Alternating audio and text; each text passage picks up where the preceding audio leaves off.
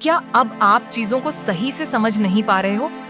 वो चीजें जो आप पहले बड़े ही आसानी से किया करते थे, और ना ही आप अब चीजों को उतना अटेंशन दे पा रहे हो जितना पहले दे पा रहे थे। अभी आप वो सब काम करने में कतराते हो जिसे कभी आप बड़े शौक से किया करते थे, जिसे करने में आपको एक अलग ही खुशी मिलती थी। लेकिन अब आपको हर काम में कठिनाइयां नजर आती हैं।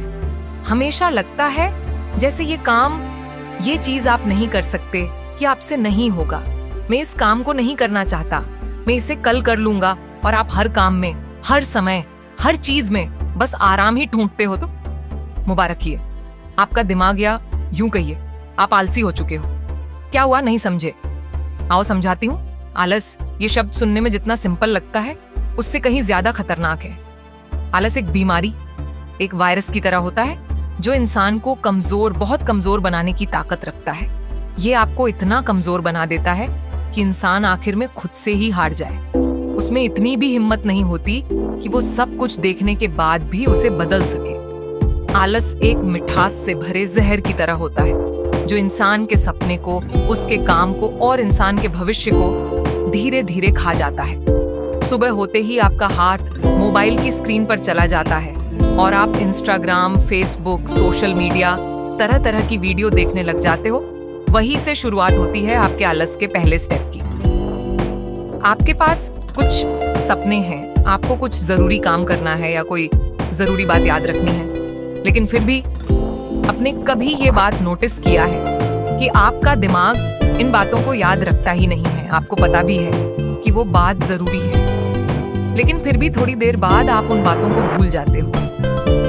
ये निशानी है कि अब आपका दिमाग धीरे धीरे कमजोर होता जा रहा है। आलस्य का कीड़ा धीरे धीरे आपको अंदर से खाने लगता है। पढ़ाई, एक्सपीरियंस, रिसर्च, नॉलेज, इन सारी चीजों से दिमाग भागने लगता है। यानी जहाँ पे आपको दिमाग इस्तेमाल करना है, जहाँ पे आपको अपनी एनर्जी इस्तेमाल करनी है, जहाँ पे आपको डिसीजन लेने हैं, ऐसे जगह पर आपका दिमाग घबराने लगेगा और वहां से भाग जाओगे। और ठीक इसका उल्टा, जहां फालतू चीजों आपका मन लगने लगे तो समझ जाना कि आप इस बीमारी के शिकार बन चुके हो। अब सवाल ये है कि क्या इस बीमारी का कोई इलाज है? क्या इसका इलाज किया जा सकता है? बिल्कुल। इसे ठीक करने का सबसे पहला स्टेप होगा चीजों को बदलना। आपको तो ये जरूर पता होगा, जब आप सुबह उठते हो तो आपका मन किसी भी को करने का नहीं होता है। आलस होती है और शरीर में एक अजीब सी थकावट होती है।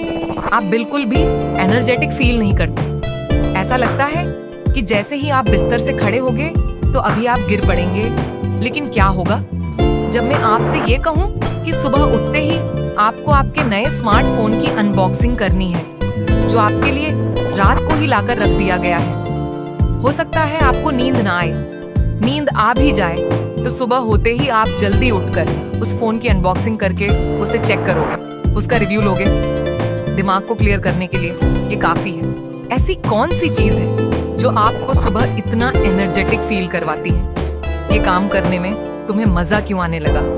इसका मतलब साफ है कि आपका गोल बहुत बड़ा नहीं है। मैंने एक बात कहीं पे पढ़ी थी, वो आपको बताता हूँ। जब आपके पास करने के लिए कुछ नहीं है, तब आपके पास सोचने के लिए बहुत कुछ है। दूसरा स्टेप है खुद को टोको।